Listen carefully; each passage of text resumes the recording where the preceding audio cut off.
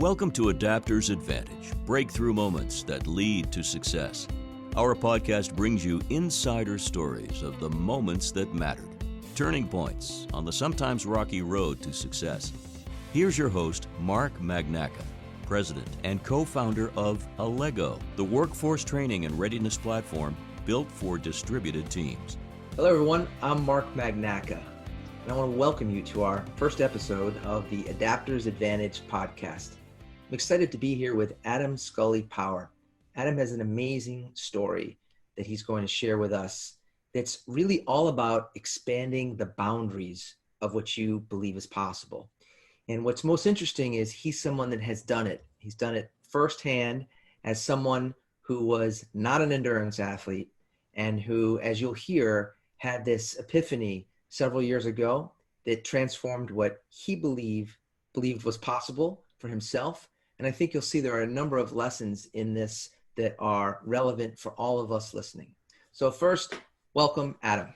Hi, I'm Mark. Pleasure to be with you today. Adam, I want to start right off and ask you about the catalyst for you becoming an endurance athlete. What was the setup for you? Well, I've always been athletic. I played football in high school, played rugby in college, and after college, I did a number of triathlons. But I think, like many of us, the busyness of everyday life and family and personal responsibilities can sometimes take over, and often at the expense of our health and well-being. And in essence, that's what happened to me. 7 years ago, on the cusp of my 40th birthday, I found myself 50 pounds overweight, out of shape, and really unable to run a mile without stopping. And so what began for me simply as an attempt to lose a few pounds and get back into shape really sparked what I'll call a transformational health journey into the world of ultra distance sports. I'd never would have imagined I'd be here today talking to you about it.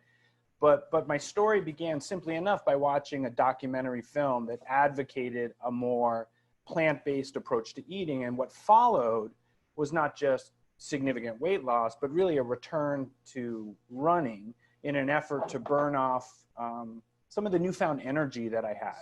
I went into a coffee shop one morning and I bumped into a friend of mine who was an avid runner.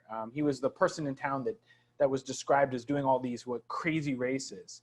And I asked him simply, what are you training for? And he had such passion and enthusiasm as he began to describe what was a 110-mile ultramarathon. Now, at the time, I couldn't even comprehend how anyone could even run that far. And let's just put this in perspective for our listeners here. The average marathon, like the Boston Marathon, is 26.2 miles. And that in and of itself is an extraordinary physical achievement for almost everyone who does it. Yeah, and then you have people who do the Ironman, right? The Ironman, which is comprised of swimming, running, and biking. That's right. Yep. And then in this case, the race he was doing, what was that one called? It was called the 110-mile ultramarathon. It was in Florida. Mm-hmm. But what happened was in that coffee shop that day, as he's describing this event to me, and remember, not too much before that, I was 50 pounds overweight. I had watched this documentary, I had changed my diet, and I'd started running a little bit more, but so early on. And he stopped mid-sentence and he looked me square in the eyes. And what he said to me, he said 6 words that really has changed the trajectory of my life. And that is, you should do it with me.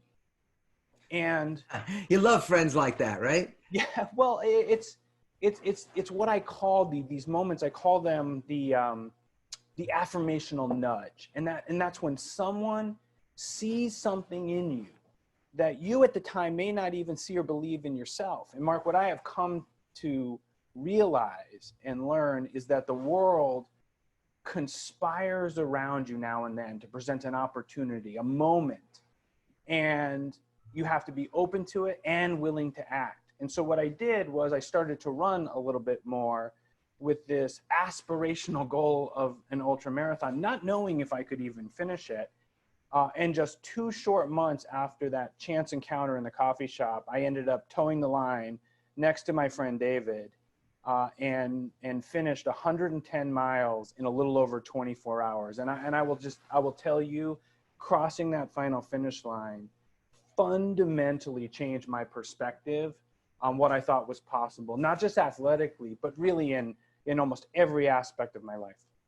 So, Adam, I think we just need to give listeners a moment to pause and digest what you just said, because, again, put this in perspective. If you're running a marathon like the Boston Marathon, if you're an elite runner, you might be running it in the 2 hour plus time range. And if you're not an elite runner, it might take you 5 to 6 hours to get through the 26.2 miles. And most people are really exhausted at the end of that period of time.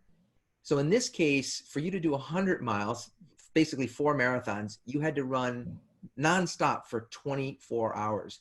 And so I'm just imagining there's got to be different mental walls that you go through after you've run the equivalent of a marathon. Like, how are you feeling at mile 27? This was a few years ago. I will tell you, it was the hardest physical and mental thing I'd ever done in my life at that point.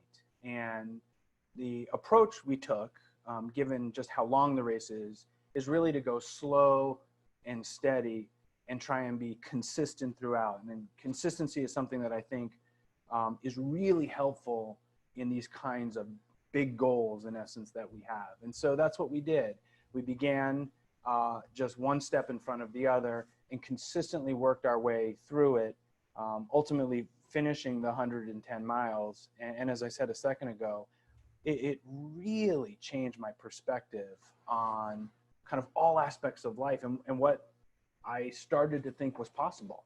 And I've been on this journey over the last 7 years, progressively trying harder and harder events in the endurance world. It sort of culminated most recently in October in a race that is known as the Uberman ultratriathlon. And Outside Magazine has dubbed it the world's hardest endurance race. I think you're going to show us a short video clip here. And yeah, let me just for benefit of our viewers, I'm going to show you just 60 seconds. And for those of you listening, you'll hear it.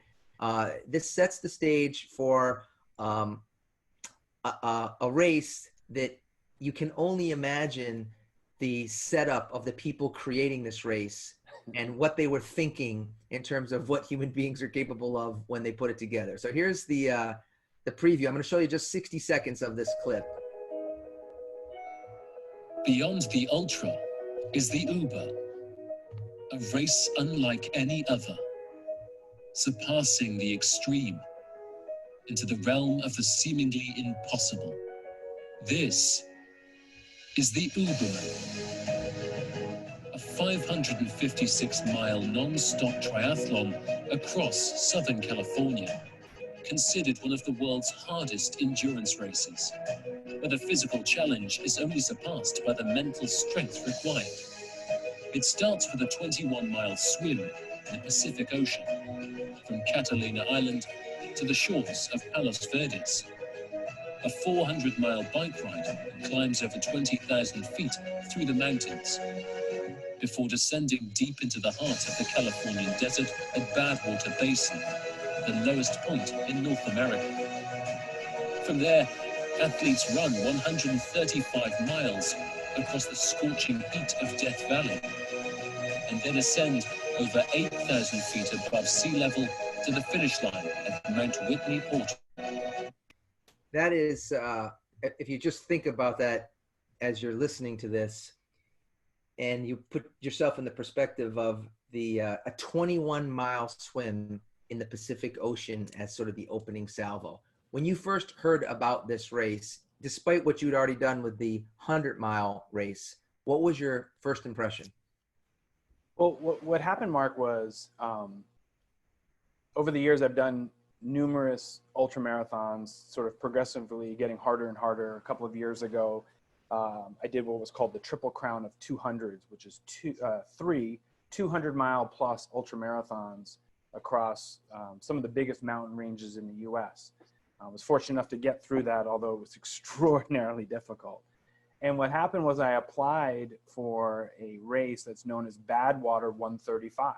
Mm-hmm. It's 135 miles across Death Valley, considered one of the toughest ones out there. And I applied, but I didn't get selected, and I was disappointed, of course, but I understood because I don't really have a long running resume. And so when I was looking for something to do other than Badwater 135, I started clicking around the internet one day saying, what else is there other than Badwater 135? And I came across this race that you just highlighted called Uberman.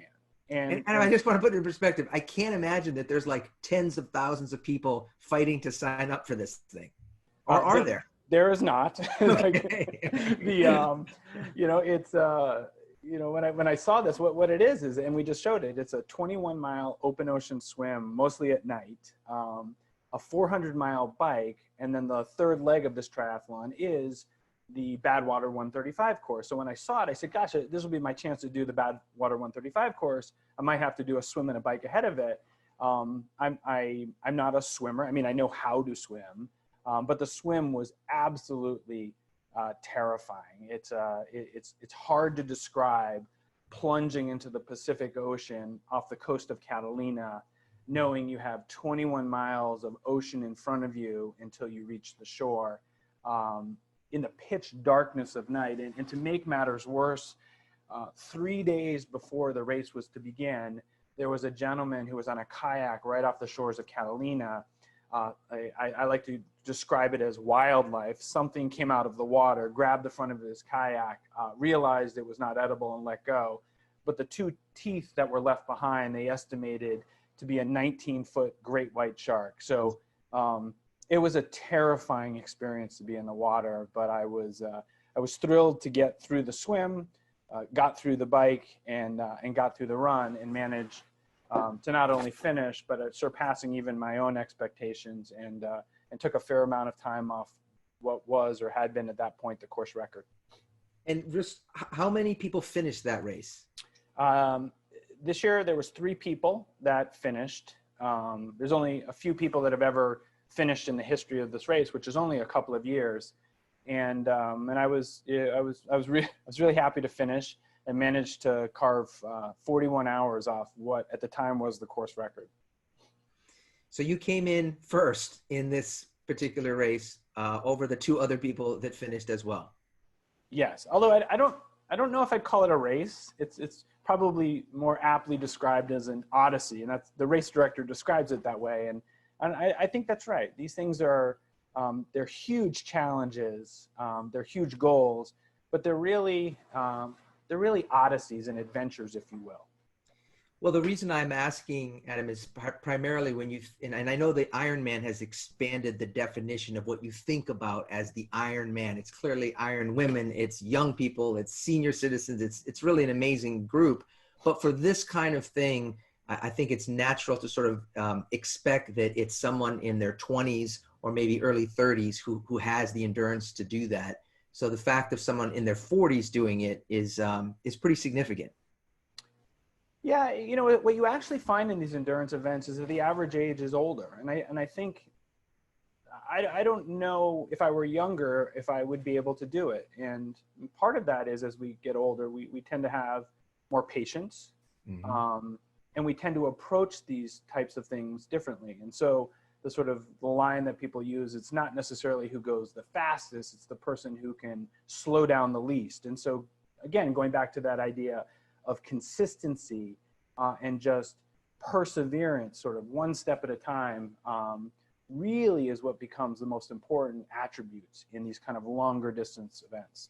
And the next question I had for you is, what have you learned about reimagining the boundaries of what's possible and taking action from your experience as an athlete?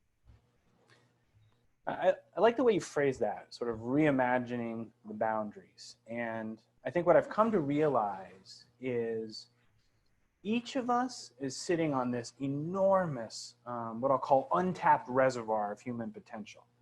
And we all have the power to achieve so much more than we think we can. But you'll never realize what you're truly capable of until you force yourself to stretch, to be uncomfortable, and really to try something that you think may currently exceed your abilities. And over all these years, and in particular in these endurance endeavors that I've taken on, what I've come to realize and learn is that mindset is everything, whether it's business, athletics, or even life. And that the boundaries of the limits that we place upon ourselves are really only defined by what the mind believes is possible and the willingness to put in the relentless amount of hard work required to pursue them. It sort of starts by entertaining the seemingly impossible, if you will, and often to courageously leap through the fear and sometimes limiting beliefs that can hold us back. I guess what I'd say is probably the most important thing I've learned through all of this is this idea to really place value on the process of pursuing the goal more so than the outcome itself. And don't get me wrong, I'm a goal-oriented person, as you may be able to tell. But what I've come to find out is that for me, happiness, personal growth, fulfillment in life tends to come more from what I'll call the curiosity, the exploration, and the process of pursuing a goal rather than whether or not you achieve it. I find too often most people put all the value to be in the result, but it's that process that we endure, which is often of far greater value than the actual goal itself if achieved.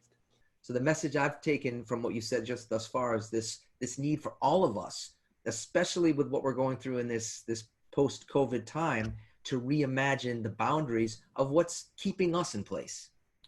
Yeah, I think that's right. But there's, and listen, I'm guilty of that myself in many aspects of life. I think one of the elements, though, entwined within that is, or kind of what holds us back is fear of failure. And in part, that is worried about, I guess, the sort of judgment of others if we don't accomplish the goal. And I have evolved a lot as a person. I used to always view the finish line as the definer of success and failure. And how I've evolved is redefining that, where success is the pursuit of the goal. And as long as you're getting up every single day with a goal, and as long as you're putting in that hard work and you're working towards it, then by the very definition, you can't fail because you're working towards something. Sure. And every now and then you'll surprise yourself on what you can accomplish. But it's a very liberating way to approach things. And it's candidly the reason why I've attempted some of these races over the last couple of years that I would have thought were far beyond my own capabilities.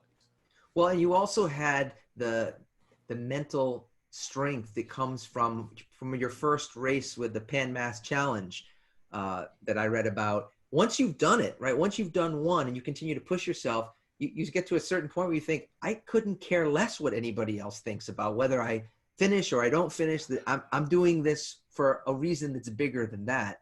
And that leads me to my next question, which is, despite the process that you're talking about, which I believe in, how do you push yourself on those days you wake up, Adam, and you just don't feel like getting out of bed? It's rainy and gloomy in Boston. It's cold. It's icy. And you're thinking, do I really need to go out and run today? How do you overcome, or do you not even ask yourself that question? No, I have those days just like everybody else. But I think it gets back to what we just talked about a little bit, which is learning to love the process and embracing the hard work required to take on any goal. And really the struggle. You've really got to love the idea of the struggle and the pursuit. Whether that's preparing for an ultra endurance event, whether that's reaching a sales goal you may have, or any project at work for that matter. So for me, I think about it this way, that kind of every great achievement is built upon small little actions. They may seem very insignificant individually, but they accumulate over time to build momentum. And once in motion, momentum creates a positive feedback loop. It bolsters your confidence.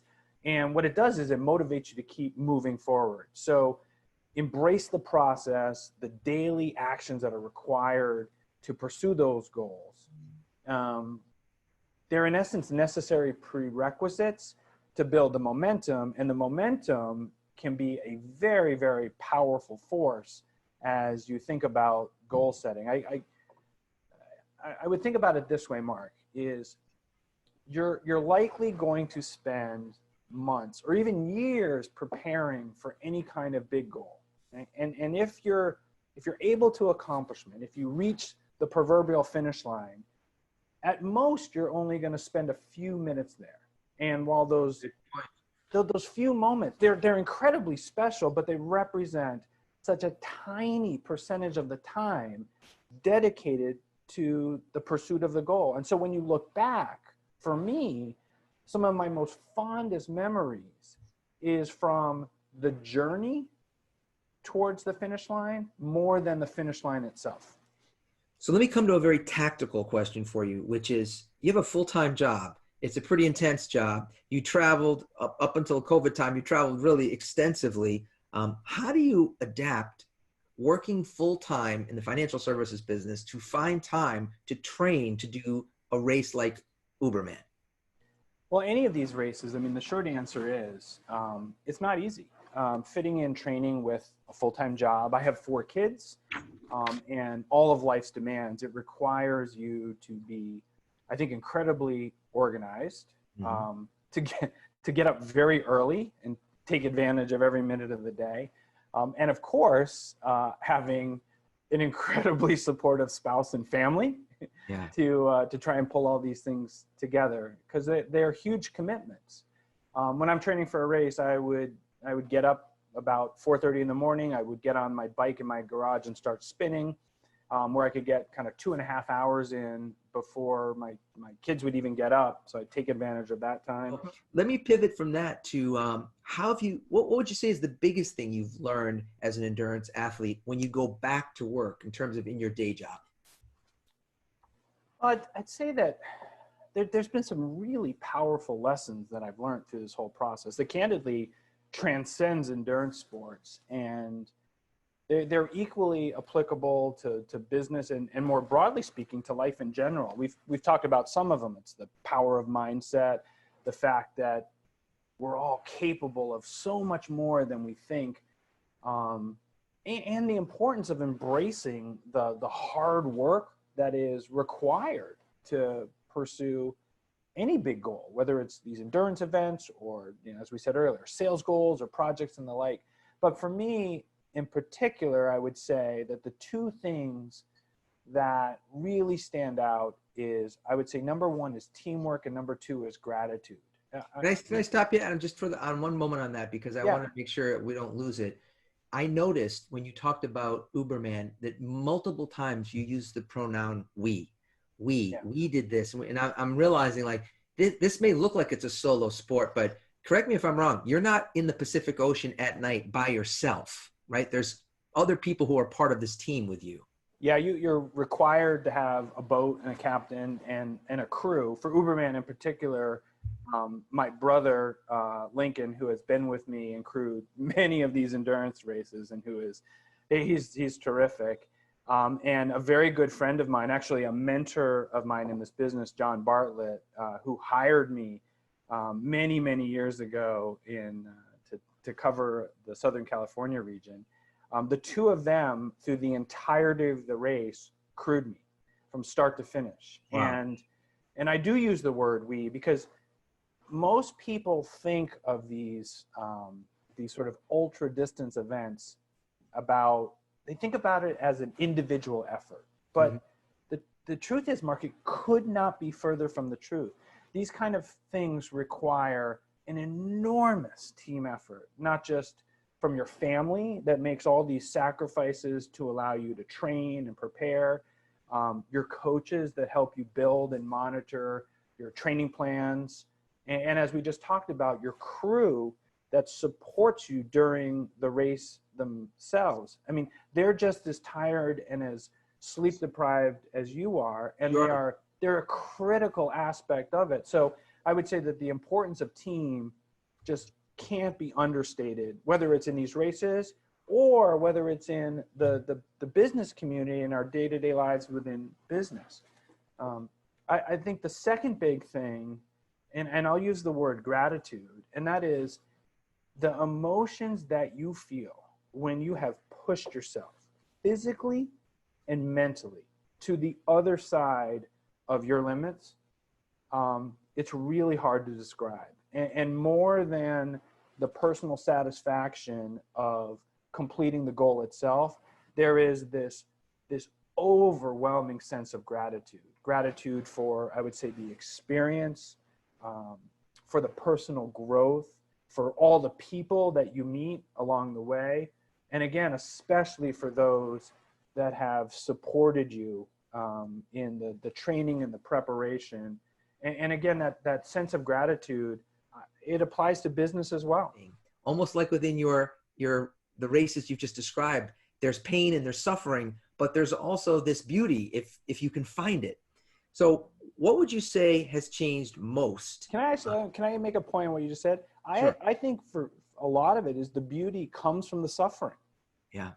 I think we have to suffer sometimes and struggle to appreciate things. And in looking back on these races, my fondest memories are overcoming the adversity of struggle.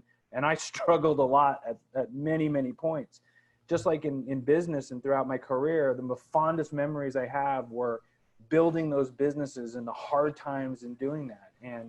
And I agree with you, it's tragic to see lives lost, but this is also a really unique opportunity to sort of reset, rethink, and kind of reimagine perhaps where we want to take the trajectory of our lives after this. What is your strategy when you think about ongoing learning? How do you approach it? Well, I think first is the belief that we never stop learning. We're always seeking new ways to grow personally and professionally. In my role as an investment executive, I'm discussing these ever-changing environment as it relates to the economy and capital markets. And I'm talking with financial professionals every day. And this requires continual research and understanding as we try and make sense of the implication of all these different events and how it may impact markets. I'd also say, whether it's in my professional life or even some of these endurance endeavors that I've taken on, I think one of the keys to ongoing learning is, I'd say, to simply put yourself out there, right? To take on new goals, to be willing to try new things, knowing that you may not have all the answers at the beginning. There's a great line from a guy by the name of Ross Edgley, who says that you need to be naive enough to start and stubborn enough to finish. You know, I have to tell you, Adam, I'm going to write that quote down because for me, it's deeply personal. Allego couldn't be a better example of a company that was co-founded by one co-founder who was clearly naive enough to start, right? Because I had no idea what was involved in getting into the software business other than thinking we would call some people and they would make an app for us. That's what I thought. That was my level of naivete when we first started talking about this. But then to your point, that stubbornness, whether you call it persistence, whether you call it resilience, it's a hallmark of entrepreneurs and really anyone with an entrepreneurial spirit. And it connects back to the endurance sports that you're talking about. There's common denominators across athletics, across the arts, across for almost everybody, that ability to stick to it over time and to pace yourself, realizing it's not something that can be done in one shot. You have to be able to stay in it in a long time. So I love the notion of whether it's stubbornness or persistence to keep at it. And I'm assuming your manager's not, or pardon me, your coach is not sitting with you at 4:30 in the morning when you're spinning, or necessarily with you at all these different times, but your coach is remotely accessing that data and being able to look at it and provide insights to you. Yeah, I'll tell you, I'll take it one step further. So 2 years ago when I was training for what's called the Triple Crown of 200, some of those mountain ultramarathons, my coach, I reached out to a gentleman by the name of Jeff Browning. He goes by the pseudonym Bronco Billy. He is literally one of the top ultra distance runners in the country. And I reached out to him and just said, listen, I'm a middle-aged father of four. I'm trying to do these crazy races. I need some help. And he came on board to help coach me and give me guidance. I've never met him personally. And we worked together for a year training for those races. And our relationship is incredibly strong. And we talked all the time. But so it's a virtual coaching relationship. Yeah, I've never met him in real life, but yet we've connected on so many occasions. It's amazing. So well, that may be a great model for the future when you think about in financial services, for example, the ride along sort of having been a standard between a manager and a salesperson, and certainly in this time not really happening. But you're living proof that the results that a coach can provide to you does not require that coach necessarily is with you in the performance. Adam, who else do you look to for inspiration as you continue to push your comfort zone and expand the boundaries of what's possible? Yeah, it's a great question. I'm always looking for inspiration. And I find that what tends to motivate me is often not from anyone who's famous or whose name you might recognize, but rather the people you've probably never heard of. I'm a big believer, as we talked earlier, about mindset and the power of belief. And what I try and do is fill in the space between my ears, aspirational stories of really everyday people who have put in the work and gone on to accomplish some really extraordinary things. I am not an elite athlete by any stretch. I'm a middle-aged, full-time executive. I'm a father of four. I grew up a husky kid. I've battled weight issues my whole life. But I resonate personally with the stories of everyday people who, let me say, who dare to dream, who have to juggle competing priorities in life, who overcome difficult odds, and who value the experience of pursuing something that might be bigger than themselves. Those are the people that I look to for inspiration. As we start to wrap up now, I'm using this phrase, adapting in action. What's the one thing that you would recommend our listeners do now based on all of the things we've discussed? That's a great question. Listen, not all of us have the desire to take on these ultra endurance events. I get that. But I think each of us have goals, have dreams that may be currently unfulfilled. It could be to start a new business. It could be to learn a new skill. It could be to embark on a healthier lifestyle. I think what's important is to realize the power that resides within each of us to take on new challenges, to, what I'll say, overcome difficult odds, and to achieve really so much more than we think we can. When you go down that path, the outcome will never be certain. And the process is certainly difficult, but the journey of pursuing these things is forever rewarding.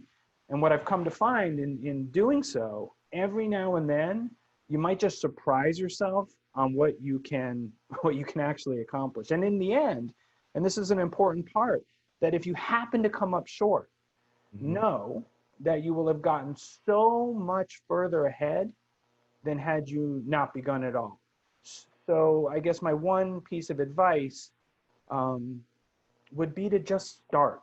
So many of us are looking for all the answers and the perfect plan before we begin, when so often it's the taking action, however small, right, that sets us on that path towards success. I think that is such a great reminder. I heard a great speaker talk about this in the same context.